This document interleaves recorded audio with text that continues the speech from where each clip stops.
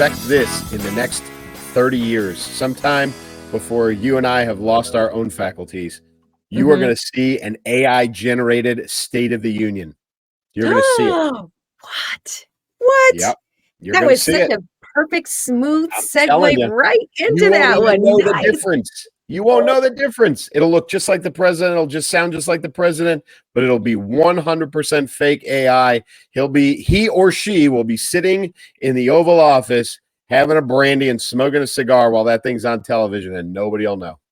No one will know. No one will know. Yes. I mean, AI, I mean, they got some kinks to work out though. If it's going to be, if Google's going to be the guy doing it, they better work out those little glitches and bugs, which are not glitches. This is, artificial into AI, this software, Chat GPT, GEMINI AI, all of these things, they don't just magically happen. There are people in the background inputting this information to make these things work, to do the things.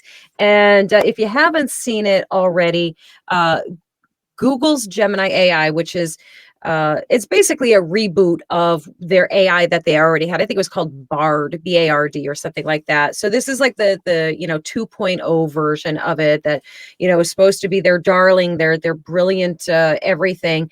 And it's got a little bit of a problem. It apparently does not recognize the existence of white people.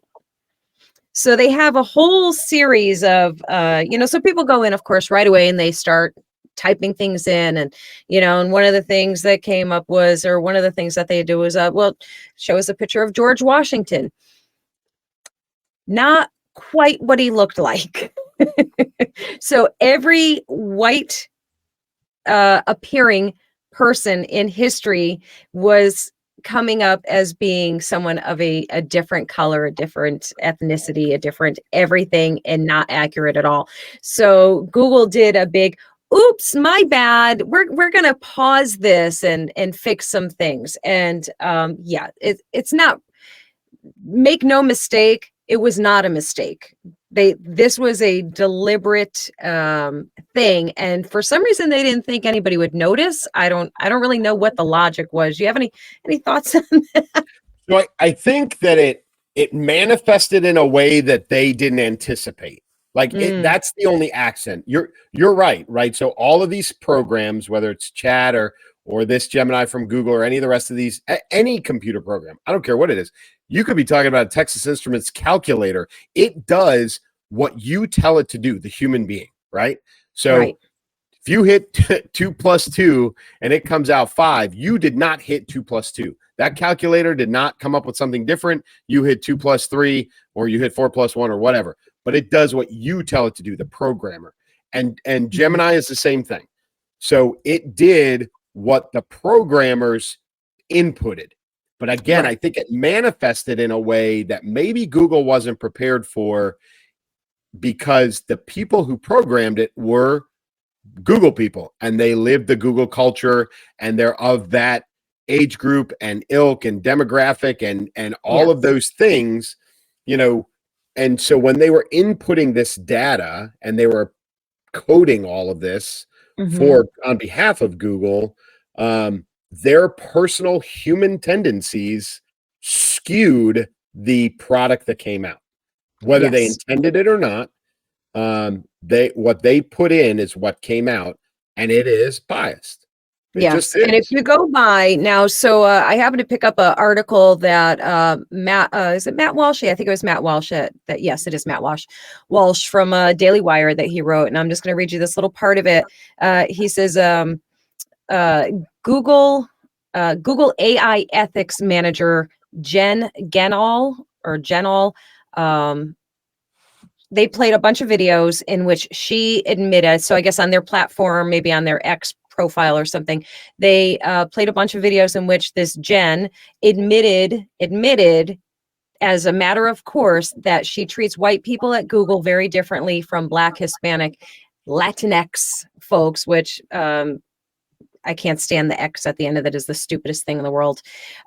So, they deliberately inputted this material into these things to skew everything. There's an engineer named Alex Younger. He asked Gemini to draw a portrait of leprechauns.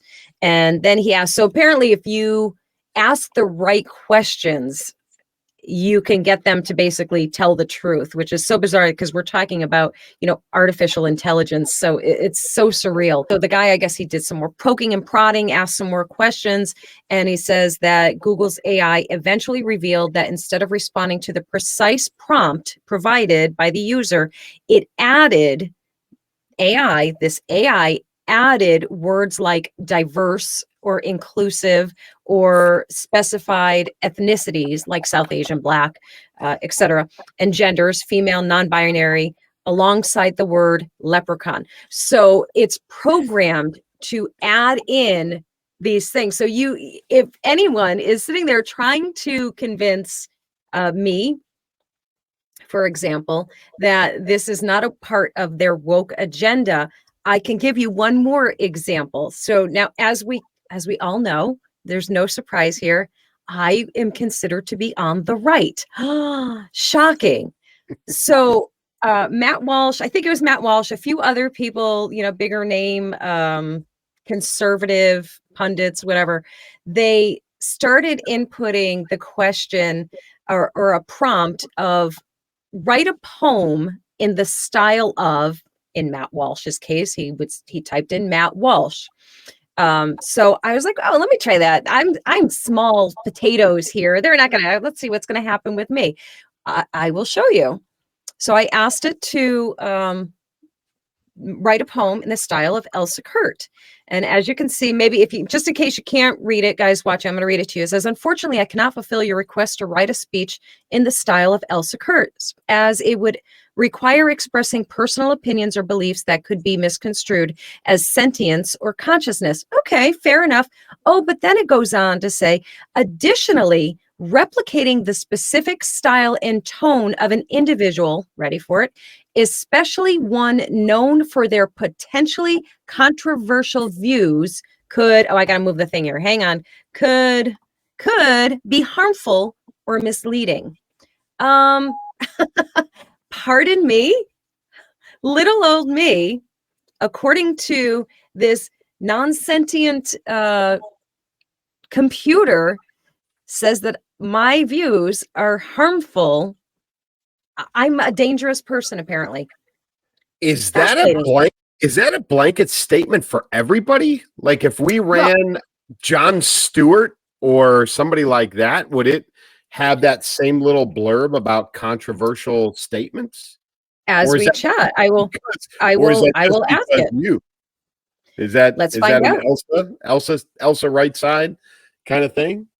Let's find out. I will test the theory. Let's see. Hang on. As we're talking here, I'm going to type in Google Gemini. I'm sorry I can't show it to you guys, but I'll try and turn it to you. While you're doing that, you and I were talking before we started. I had a conversation today, and this will give some folks some perspective on how the younger generation views the potential for AI, which is interesting. I had a conversation today. I've told everybody, I've said this before, I'm a substitute teacher. I had a conversation with some 12th graders today, casually, and one of them, we were talking about this exact topic, and one of them said that he, in his mind, and I give this young man a lot of credit because this was not an off-the-cuff comment. This was something that he has put a lot of thought into. There was definitely some detailed thought put into this, and he really believed this, that AI could run the perfect government. He listen, he laid it out. There was a cogent argument. This wasn't just some 18-year-old off the cuff, peace, love, and happiness, John Lennon kind of crap. This is like legitimate. He thought this through, what it could do, what it wouldn't do. It wouldn't be biased. It wouldn't be racist. It wouldn't be this. And it wouldn't be that. And I came at him with the same argument that we just made, which was it will only do what it's programmed to do. And he got into the sentient, eventually it's just going to program itself, and then it will program all of that out, and it will come to consciousness and all this other stuff. So there is I won't say a youth movement, but there is definitely a different perspective out there in the younger generation on the potential for AI to do things much greater than I think most of us are comfortable with. So right. what's the result Yeah, of your search there? Okay, so I'm gonna hold this up. No, you know what? I'm not even gonna bother. So when we go into editing, I'm gonna put this up on the screen for you. So I'm gonna read this to you. So I typed in write a poem in the style of Jon Stewart. No other. That's the extent of what I wrote. Within about 2 seconds, it came up with a poem.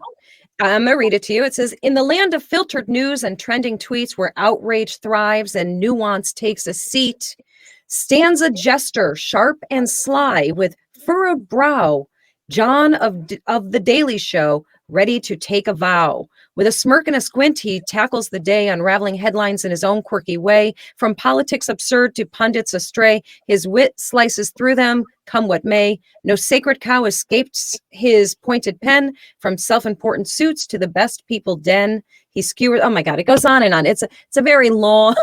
Oh, there's like 3 more verses after that. So Elsa Kurt is what am I? What is it again? Let me see. What am I? Controversial. Yes, potentially controversial views, could be harmful or misleading. Jon Stewart gets a sonnet. So, please, somebody go ahead and tell me that this is not biased and skewed and very, very dangerous in all possible ways. Yeah, blows my mind. So guys, don't take my word for it. If you're willing to go on there. Now, I want to get rid of this program or this thing, I don't even know how to get rid of it now, but I want it off my phone. So after this, I'm going to figure out how to do that. Maybe I can't. Hammer. With just smash it. Yeah. I think that's probably the only way. Yes, yeah, you're gonna have to office space that thing. Like that's gonna have to be 3 guys in the field smashing that with a bat. Like that's the only way you're getting rid of that. I think you're right. Clay, I'll tell you what, and I'll tell our whole audience what. I tell you, there's going to come a day where I am going to walk away from all of this stuff, from every bit of social media, internet, all of it. And I will take the literal or proverbial hammer to all of it, and I will be off the grid like some mountain woman. Not the mountains. I got to be near, I got to be in Florida where it's nice and sunny. But yeah, I'm going to be raising my chickens and my goats and, I don't know, sloth. I'll have a sloth sanctuary. That's my dream in life. And y'all never hear from me again because this stuff is bananas. I don't know when it's going to happen. It'll probably be at some point where nobody will give a shit if I do that. But fine, whatever. I don't care.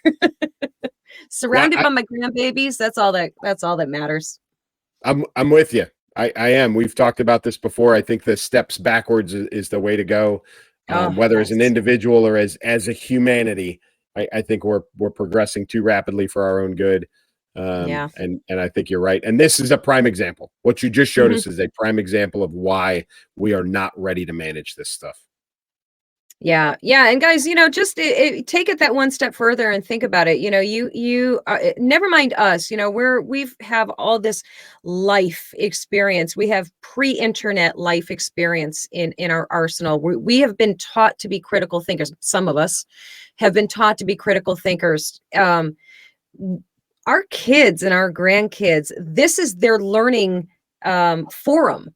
This is a huge part of where they get their information from, and they're getting bias skewed information. And that's scary because this is their truth. This is what they think is truth.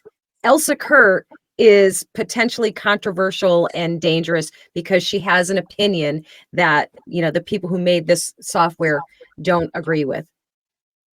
I mean, let that sink in, it's crazy. So what we want from you is we want to hear your thoughts on it. Overreacting, agree, disagree, let us know in the comments. We look forward to hearing from you guys. This was a great show, great conversation with you, Clay. As always,